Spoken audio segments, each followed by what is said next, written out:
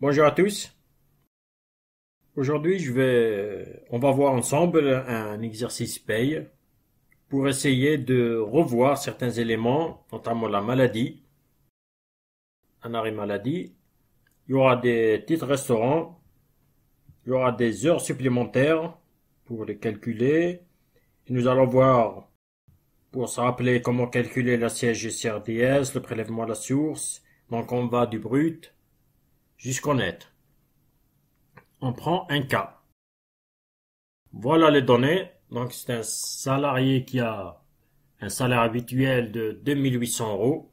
Des heures supplémentaires, il a fait 9 heures durant la semaine du 10 au 16 octobre 2022 et nous allons voir comment les répartir.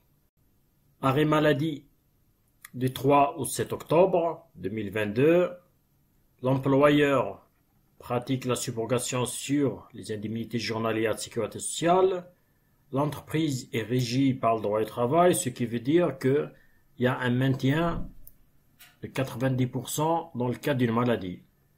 Il y a des tickets restaurants d'une valeur faciale de 9 euros. 60% sont pris en compte en charge par l'employeur, 40% par le salarié. Il y a une mutuelle obligatoire de 60 euros. 50% pris en charge par l'employeur, 50% pris en charge par le salarié. C'est un salarié qui a une ancienneté de 3 ans. Et ce salarié, il a un taux passe, le prélèvement à la source, de 2%. Voilà les différentes données pour ce salarié. On va passer sur un tableau Excel pour matérialiser tout ça, pour essayer de mieux comprendre. Nous voilà sur un tableau Excel. Je vais essayer d'être bref, mais le plus clair possible, pour ne pas prendre beaucoup de temps. La paye du mois d'octobre. Je vais juste mettre octobre. Octobre. Nous voilà sur une paye. Là, bien sûr, il faut mettre les éléments qui concernent le salarié, l'employeur. Donc, c'est des mentions obligatoires qui doivent apparaître. Nous avons notre salarié. On commence par le salaire de base. Il a un salaire de base de 1800 euros pour un temps complet de 151,64 heures. Et là, ça nous donne un taux, c'est heures, pas euros, un taux horaire de 18,46 euros. Nous allons commencer par, on a fait le premier point, c'est la saisie du salaire de base. C'est simple. On a vu qu'il avait des heures supplémentaires. Des heures supplémentaires. Et on va regarder sur le, là. Donc on est mois d'octobre. On a dit durant la semaine du 10 au 16. Il a fait 9 heures en plus. Ce qui veut dire, durant cette semaine-là, il a travaillé 35 heures plus 9 heures. Donc 44 heures. Et on sait que de 35 heures jusqu'à 43e heure, il est payé à 125. À partir de la 44e heure, c'est à 150. C'est majoré à 150. Donc pour ce salarié-là, les 8 premières heures sont majorées à 125. Il reste une heure qui doit être majorée à 150. On met là à 125. Et on rajoute des heures supplémentaires à 150%. Ici, il a donc 8 heures. Ici, 1 heure. Donc, on doit calculer le taux ici. Donc, le taux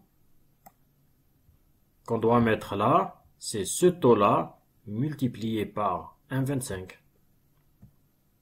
peut le faire directement là, est égal ça. Donc le taux là, multiplié par 1,25. Et on a 23,07 euros. Et là, multiplié par 1,5, donc 50%, est égal ça multiplié par 1,5. On a 27,69 €. Donc là est égal ça multiplié par ça. Voilà, donc on a pu saisir les heures supplémentaires. On a 8 heures à 125, 1 heure à 150. Ça c'est le deuxième point. Mais on va revenir parce qu'il y a d'autres éléments qui concernent les charges par rapport aux heures supplémentaires. On va revenir par rapport aux charges, on va revenir par rapport à la CSG-CRDS. Parce qu'il y a des choses à dire par rapport aux heures supplémentaires. Là, on va faire que des éléments du brut. Et après, on passe aux charges. On a vu que ce salarié-là, il était en arrêt maladie. Donc, arrêt maladie du 3 au 7. Ce qu'il faut faire quand il est en arrêt maladie, c'est commencer par le calcul de la retenue de l'absence. Retenue, absence, maladie. La retenue de l'absence maladie, elle est calculée, ou bien elle peut être calculée par plusieurs méthodes. Il y a la méthode du calendaire, il y a la méthode au réel. Là, je vais faire une méthode du calendaire qui est plus simple. Donc, on va faire 2800 € qu'on divise par 31 jours calendaire du mois d'octobre et qu'on multiplie par, il est malade 3, 4, 7. Il est malade 5 jours.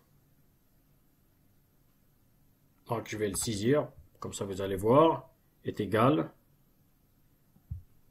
ça divisé par 31 jours qu'on multiplie par 5 jours d'absence. Et bien entendu, ici, il doit être en négatif. C'est une déduction de l'absence. Donc, c'est le salaire de base divisé par le nombre de jours calendaires multiplié par le nombre de jours d'absence. On va calculer maintenant le maintien. Est-ce qu'il y a le maintien ici ou pas? C'est ça qu'il faut se poser comme question. Par rapport aux indemnités journalières, Sécurité sociale, la CPM, elle applique une carence de 3 jours. Et par rapport à l'employeur, il y a une carence de 7 jours. Donc, il va commencer à maintenir à 90% à partir du 8e jour. Mais comme ici, il est malade que 5 jours, donc il n'y aura pas de maintien de salaire.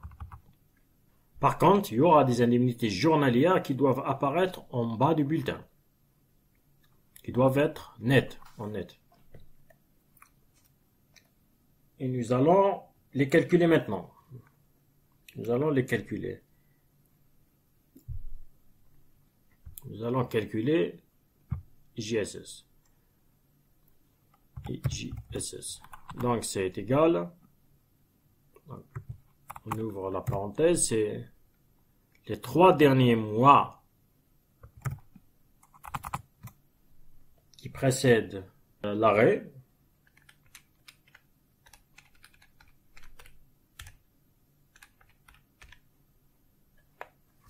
Qui précède l'arrêt. C'est 2800 plus 2800 plus 2800. Parce qu'on a dit le salaire habituel, 2800, il n'y a pas eu de variable. S'il y avait des variables, bien sûr, il faut les prendre en compte. Et ça, quand on divise, par 91,25.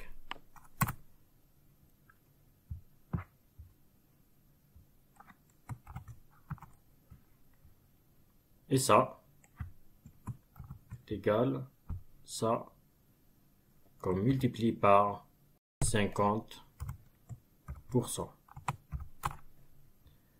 On a des IJSS de 46,02, bien 0,3. Ce qu'il faut savoir que quand on prend le salaire, les 2800 là, imaginons qu'il avait par exemple 4000 euros, on ne va pas prendre 4000 euros, il doit être limité à 1,8 du SMIC. On va faire là 1,8 du SMIC, plus, pareil, s'il est 2800, on prend 2800, s'il est 4000, on doit limiter. Pareil, là aussi, on limite mois par mois. Voilà, donc ça, IJSS brut. Mais ce qu'on va mettre ici, c'est IJSS net. IJSS net. Donc, IJSS net, on doit les mettre là, en positive. Donc, je vais mettre là pour IJSS net est égal, donc IJSS brut, qu'on multiplie par 0,933. Vous savez pourquoi 933? C'est 100%, on lui enlève la part CSG qui est de 6,7. Donc 1 moins 0,067, ça nous donne 0,933. Donc on fait directement ça multiplié par 0,933, ça nous donne ça comme net. Donc ce salarié-là, il était malade 5 jours. Il y a 3 jours de carence. Donc il va rester 2 jours indemnisés. Donc est égal 2 jours multiplié par IJSS net. Donc on lui donne 85,89 qui doivent apparaître ici. Voilà. Donc par rapport à la maladie. Imaginons, par exemple, qu'il était malade 10 jours.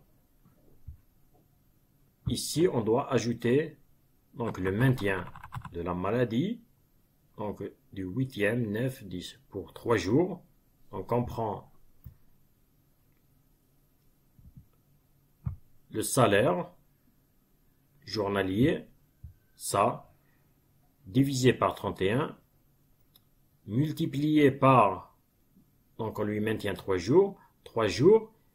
Par contre, si c'est à 90%, multiplié par 90%. On va le mettre là, en positif. Et en même temps, on rajoute des IJSS bruts qu'on doit mettre ici en négative pour les 3 jours. Voilà, donc si c'est pas clair, vous me dites en commentaire pour faire un autre juste par rapport à la maladie. Et j'ai déjà fait d'autres exercices que pour la maladie. C'est beaucoup plus détaillé. Je passe à l'autre élément. Il a des tickets restaurants. Tickets restaurants. Donc, je vais saisir ces éléments-là. Après, je vais compléter par rapport aux charges. Nous allons voir. Donc, les tickets restaurants. Il est 9 € par jour travaillé. On prend le calendrier, on regarde combien de jours il a travaillé. Donc là, cette période-là, du 3 au 7, il était malade. Donc il n'a pas le droit au ticket restaurant. Là, il a travaillé, là, là. Donc 5, 10, 15, 16. Donc 7 jours. On va les mettre directement. Donc 16 jours est égal 16 jours qu'on multiplie par 9 euros qu'on multiplie par la part du salarié qui est de 40%. 40%. Et ça doit être en négative. Donc pour comprendre ça, c'est qu'on doit donner des tickets restaurant d'un montant de 9 euros. Mais ici sur son bulletin, on doit déduire les 40% qui sont à sa charge. Donc les 40%, ils sont là. Il a eu 16 tickets restaurant d'une valeur faciale de 9 euros. On récupère les 40% qui sont à sa charge. Voilà. Par rapport au ticket restaurant, on a vu que ce salarié-là, il a une mutuelle. Donc mutuelle, attendez, je vais la mettre là.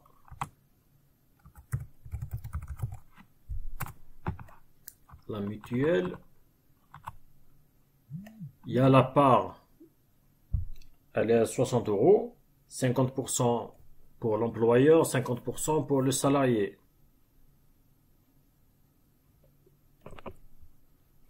Donc ça va être là. 30 euros, 30 euros. Voilà. C'est important, il faut la mettre quand la mutuelle est obligatoire, elle doit apparaître. Et l'autre élément qui sont dans les données, c'est le taux passe. Le taux passe,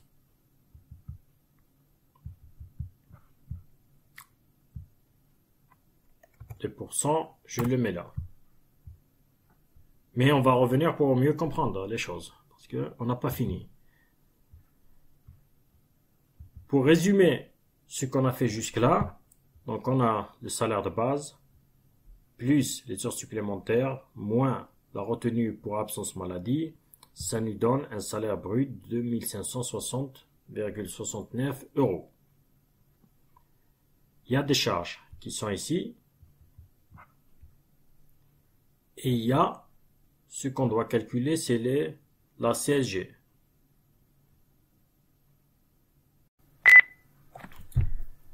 Voilà, donc après avoir calculé le 1131, maintenant on doit calculer la CSG CRDS. Pour rappel, la CSG CRDS, donc c'est le salaire brut avec un abattement de 1,75 et ça nous donne la base CSG CRDS et on ajoute à cette base-là la part mutuelle et prévoyance qui est prise en charge par l'employeur. Et on a deux cas de figure, s'il y a des heures supplémentaires ou bien s'il n'y a pas. S'il y a des heures supplémentaires, c'est ce qu'on fait là, elles ne sont pas déductibles. Donc on prend ce montant-là, les heures supplémentaires, à 25 et à 50, avec un abattement de 1,75, donc multiplié par 0,98, 25, ça nous donne 208, et qu'on multiplie par 9,70. Et on a 20,23 euros.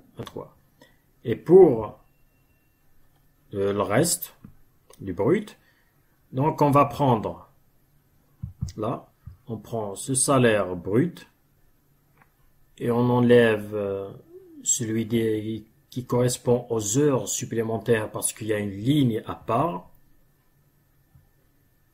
et qu'on ajoute, je vais mettre là, pardon, et on ajoute la part de l'employeur qui correspond à la mutuelle et à la prévoyance. Ici, je n'ai pas mis de prévoyance, donc je laisse qu'avec la mutuelle. Voilà, donc c'est le salaire brut, on enlève la part qui correspond aux heures supplémentaires parce qu'il y a une ligne à part, même complémentaire pour un salarié de temps partiel, et on rajoute la part patronale de la mutuelle et de la prévoyance. Et on a cette base-là. Là, et ici, ça doit être la même. Là, on l'a multiplié par 6,8, donc c'est le taux. Et là, on l'a multiplié par 2,90, elle est non déductible, c'est le taux. Par contre, pour les heures supplémentaires, toute la base, elle est non déductible. Voilà, donc une fois qu'on a calculé cela, la base CSG-CRDS, on va calculer, voir ici j'ai mis 2% pour taux de passe. On doit calculer le taux, on doit calculer le montant du net imposable. Le net imposable, donc c'est ce salaire brut. On enlève toutes les charges qui sont là, que vous voyez ici. Et qu'on lui ajoute la CSG, CRDS qui est non déductible.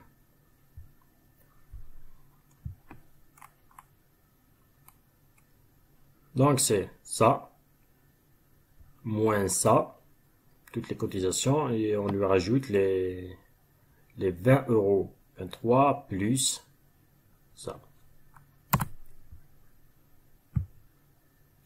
Sinon, parce qu'il y a une petite erreur ici, par rapport au taux de passe, parce qu'il aurait dû être ici en dessous, donc il y aurait eu total des cotisations qui sont là.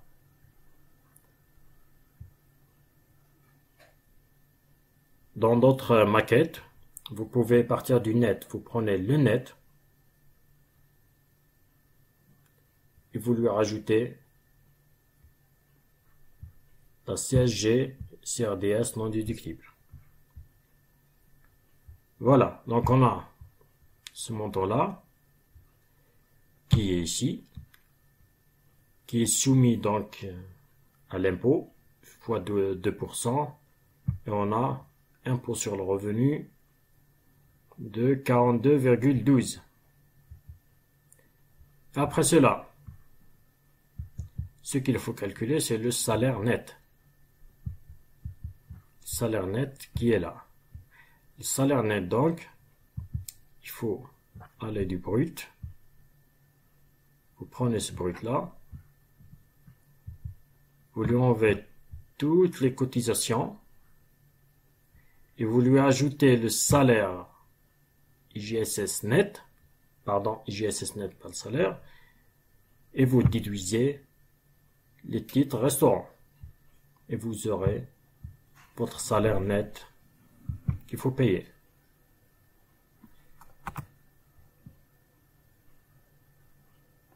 J'espère que c'est clair par rapport à ça. Si vous avez des questions, n'hésitez pas à les mettre en commentaire. Je vais vous répondre par écrit pour éclaircir les différents calculs, pour être au plus simple. Imaginons qu'on vous a dit qu'il y a un acompte, par exemple.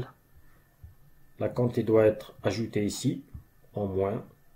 S'il y a des frais professionnels, on doit les ajouter ici en bas en plus, ainsi de suite.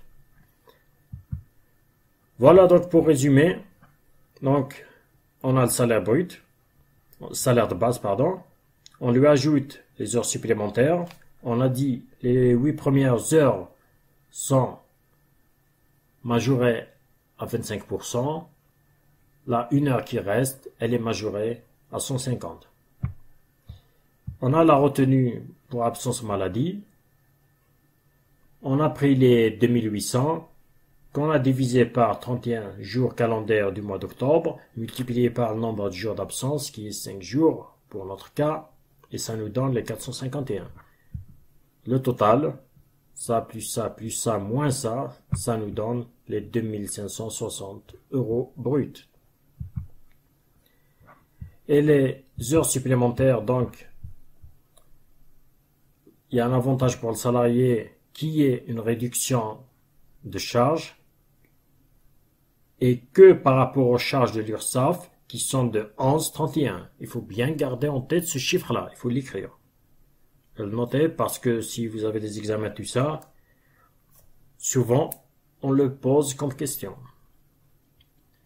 Donc vous prenez ça, vous le mettez là, multiplié par 11,31, on a ça qui doit être en négatif.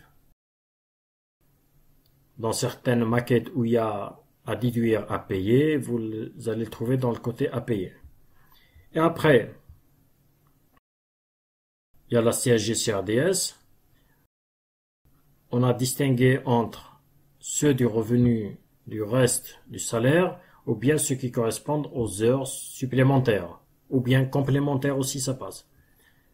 Et pareil pour les 11,31, même pour les heures complémentaires si c'est un salarié à temps partiel.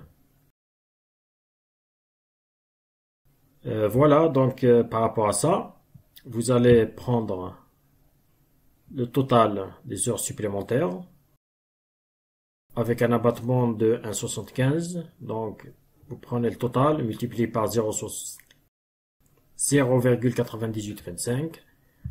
On a ça multiplié par 9,70 et on a ça. 9,70 c'est 6,8 et 2,90. Donc le taux n'a pas changé sauf que le total est non déductible pour les heures supplémentaires. Et pour le reste de la CSG-CRDS, celui-là qui est déductible et celui qui est non déductible, c'est la même base, le même montant. Vous prenez le salaire brut, vous enlevez les heures supplémentaires parce que elles sont dans une ligne à part, que vous multipliez par 0,9825 et que vous lui ajoutez la part de la mutuelle et de la prévoyance IA. Il y a toujours normalement, qui est pris en charge par l'employeur. Et vous l'ajoutez ici. Et vous allez trouver la base que vous multipliez par le taux et vous avez ça. Déductible et non déductible. Quand on dit non déductible, ça doit rentrer dans la base du salaire imposable. Et on passe pour le calcul du salaire imposable. Donc vous prenez le salaire brut, vous enlevez toutes les charges, totale cotisation, et vous lui ajoutez les parts non déductibles de la CSG. Voilà. Et il y a certains qui ajoutent les IGSS net, mais en général la CPM elle le déclare directement au niveau des impôts pour éviter la double imposition qui va lui être remboursée bien sûr après. Moi je ne l'ai pas ajouté ici. Voilà, donc on a le net imposable qui est ici, multiplié par 2%, c'est le taux passe, on a 42%, 42 euros pardon, et vous allez faire pour trouver le salaire net qui est payé, vous faites pareil, le salaire là, moins toutes les charges qui sont ici, moins l'impôt, plus IGSS net parce qu'il faut lui verser au salarié, moins les titres restaurants parce que on doit les récupérer.